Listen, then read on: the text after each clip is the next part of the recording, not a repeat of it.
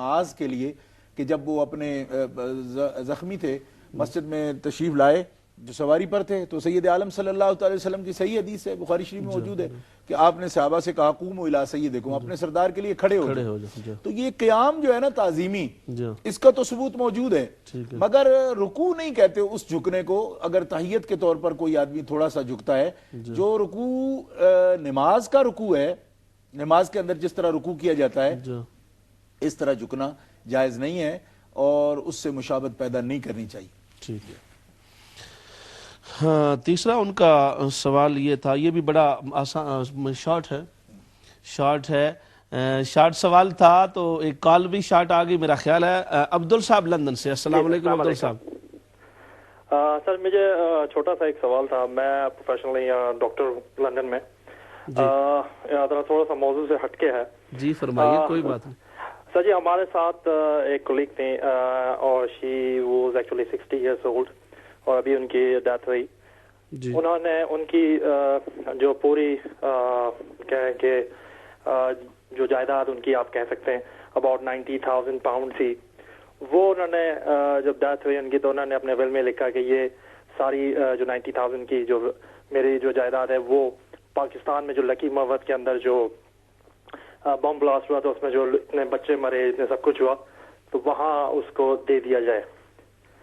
جی سر میرا سوال یہ، میں ادر چینلز پہ بھی یہ سوال پوچھ چکا ہوں کہ اس خاتون نے یہ پیسے مسلمان بچوں کے لیے جو وہاں پہ شہید ہو گئے، مسلمان خاندان کے لیے اپنے وقف کر دیے جاتے وقت، یہاں کسی کو ڈونیٹ نہیں کیا۔ میں نے ادر چینلز پہ بھی یہ بات کی اور مجھے صحیح جواب نہیں مل سکا کہ ہم مسلمان اتنے سب چینلز ہمارے یہ چل رہے ہیں اور میں نے حساب لگایا کہ اباؤٹ ملینز آف پاؤنڈ ہم ان سب چینلز پہ ہم جو ہے نا انویسٹ کر رہے ہیں اور صرف دین اسلام کی ترویج کے لیے، ہمارے آنے والی بچوں اور نسل کے لیے۔ تو سر اتنا سب کچھ خون خرابہ پاکستان میں ہو رہا ہے، ہر جگہ مسلمان مر رہے ہیں اور ہم لوگ یہ پیسے صرف اس وجہ سے انویسٹ کر رہے ہیں کہ ہم اپنی تاریخ اور سب کچھ ایک دوسرے کو صرف یہ صحیح کرنے کے لیے بتا رہے ہیں کہ سر آپ صحیح ہیں یا ہم صحیح ہیں یا وہ صحیح ہیں۔ تو سر کم از کم موجودہ وقت کے اندر ان لوگوں کو تو خیال کر لیں، اگر اتنا ہی پیسہ ہم لوگوں کے پاس ہے تو why don't we invest this money to those people. کیا یہ کرسچن یہ مری ہیں تو یہ کرسچن مری، ان کا کیا وہاں پہ درجہ ہوگا خدا کے پاس؟ یہ جن کا آپ نے ذکر کیا وہ غیر مسلمہ تھی؟ جی وہ کرسچن تھی۔ کرسچن، ٹھیک ہے ٹھیک ہے، انشاءاللہ آپ کے سوال کا جواب ضرور پیش کیا جائے گا۔ بالکل سر، تو میں آپ کا پروگرام بہت اچھا ہے، تھینک یو۔ جزاک اللہ۔ تو شاہ صاحب یہ اگلا سوال تھا، غسل جنابت میں قرآن مجید کو پڑھ سکتے ہیں یا چھو سکتے ہیں، یعنی ایسی حالت جس میں غسل فرض ہوتا ہے ناپاک جسم کے ساتھ؟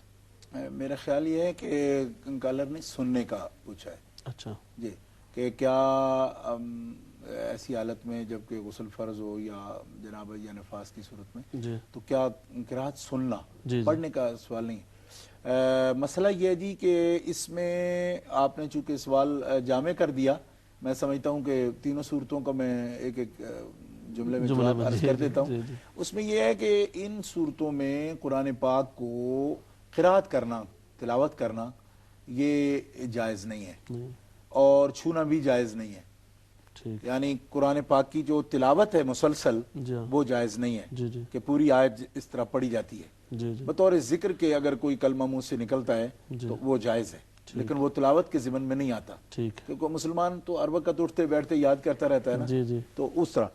اب مسئلہ رہے گا سننے کا، تو سننے پر کوئی پابندی نہیں ہے، سن سکتا ہے اگر قرات ہو رہی ہے اور قرات کو ایسی حالت میں نفاس والی عورت ہے، حیض والی ہے، تو وہ احکام دین سن رہی ہے یا قرآن پاک کی تلاوت سن رہی ہے تو اس پر کوئی حرج نہیں ہے۔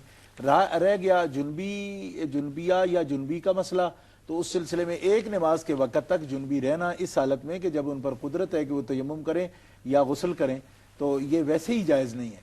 قرات سننے کے علاوہ بھی پورا مکمل ایک نماز کے وقت تک جنبی حالت میں رہنا یہ بہت بڑا گناہ ہے، اور احادیث میں آیا ہے کہ اگر کوئی جان بوجھ کر اتنا بڑے وقت تک جنبی حالت میں رہتا ہے تو اس پر لعنت ہوتی ہے، اس لیے جنبی رہنا نہ چاہیے۔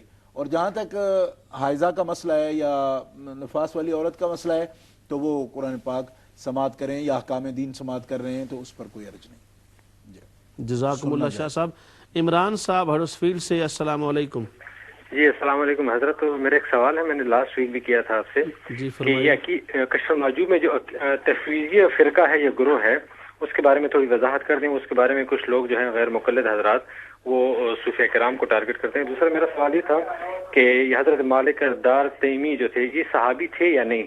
اگر صحابی تھے تو ان کو بھی یہ غیر مقلد حضرات کہتے ہیں کہ وہ کسی حدیث کا ہم جب حوالہ دیتے ہیں کہتے ہیں وہ مجہول تھے. اور تیسرا میرا سوال یہ ہے کہ فقہ حنفیہ میں خبر واحد حجت ہے یا نہیں ہے؟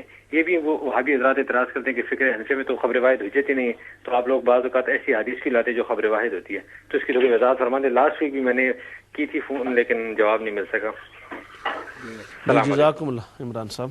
انشاءاللہ آپ کے سوال کا جواب باری پر ضرور پیش کیا جائے گا. حافظ الرحمان صاحب نے حضرت لیسٹر سے پوچھا ہے، سیدہ عائشہ صدیقہ رضی اللہ تعالیٰ عنہ کے بارے میں بتایا جاتا ہے کہ آپ صحابہ کو غسل کے مسئلے بتاتی ہیں، اور اس کو شو یہ کیا جاتا ہے کہ وہ بڑے شاید اس میں شرم و حیا کا خیال نہیں رکھا گیا یا اس طرح کی کوئی بات کرتے ہیں. تو اس حوالے سے جبکہ ان کی وضاحتی سوال میں وضاحت یہ تھی کہ جبکہ ہم نے سنا ہے کہ 1/3 علم جو ہے وہ سیدہ عائشہ رضی اللہ تعالی عنہا سے امت تک پہنچا ہے، تو کیا ایسی کوئی روایت ہے جس انداز سے اس کو پیش کیا جاتا ہے؟ اصل میں بات یہ ہے کہ بعض لوگ آپ جانتے ہی ہیں ان کو، ہر وقت وہ اس کوشش میں لگے رہتے ہیں کہ اللہ کے رسول صلی اللہ تعالی وسلم کی تعلیم اور آپ کی تربیت کے شاہکار صحابہ کرام اور ازواج مطہرات جو رسول اللہ صلی اللہ تعالی علیہ وسلم سے براہ راست انہوں نے علم حاصل کیا اور دین سیکھا. آج کچھ لوگوں کو یہ وہم ہو گیا ہے کہ دین سیکھنے سکھانے میں ہم رسول اللہ کی ازواج سے بھی بڑھ گئے ہیں، یعنی جس گھر میں وہی اترتی، بلکہ جس شخصیت کے بارے میں کہا جا رہا ہے وہ تو وہ ہستی ہیں کہ ان کے بستر پر بھی وہی اترتی تھی. وہ اتنی پاکیزہ ہستی ہیں کہ جن کے لیے اگر سوچا بھی جائے، آپ اندازہ فرمائیں کہ قرآن مقدس میں اللہ رب العزت جل وعلا ان کی پاکیزگی کے لیے کیا بیان فرما رہا ہے. اللہ تعالیٰ جل شانہ فرماتا ہے لولا اذ سمعتموہ قلتم ما یکون لنا ان نتکلم بہذا سبحانک ھذا بہتان عظیم یعظکم اللہ ان تعودوا لمثلہ ابدا ان کنتم مؤمنین. اللہ تعالیٰ تمہیں یہ واز کر رہا ہے، تمہیں نصیحت کرتا ہے کہ کبھی بھی میرے حبیب کے گھر کے بارے میں جس قسم کی باتیں تمہارے ذہن میں آ رہی ہیں منافقین، اس کی مثل بات کبھی تمہارے زبان پر آنی نہ چاہیے، تصور میں نہیں آنی چاہیے. یعظکم اللہ ان تعودوا لمثلہ ابدا، کبھی بھی اس قسم کی بات نہ سوچنا. ان کنتم مومنین، اگر تم مومن ہو یا مومن ہونا چاہتے ہو تو اس کے لیے اس بے مثل گھرانے کے بارے میں کبھی اس قسم کی بات نہ کرنا. ان کی طرف بے حیائی کی نسبت ہو. بات ہماری جاری ہے. السلام علیکم تصور حسین صاحب. وعلیکم السلام. میرا ایک سوال ہے شاہ صاحب سے. جی میرا سوال ہے جنگ خیبر کی بارے میں. جی فرمائیے. جی میرے سامنے یہ تاریخ طبری ابھی میرے سامنے پڑی ہوئی ہے، اس میں لکھا ہوا ہے کہ جنگ خیبر پہ رسول اللہ صلی اللہ علیہ وسلم نے سب سے پہلے حضرت ابو بکر رضی اللہ عنہ کو بھیجا اور وہ ناکام ہو کے واپس آ گئے. اس کے بعد حضرت عمر کو لشکر کے ساتھ بھیجا، وہ بھی ناکام ہو کے واپس آ گئے. حضرت عمر جو ہے وہ اپنے لشکر پہ تنقید کرتے رہے کہ تم بہت ذل ہو، اور لشکر والے ان پہ تنقید کرتے رہے.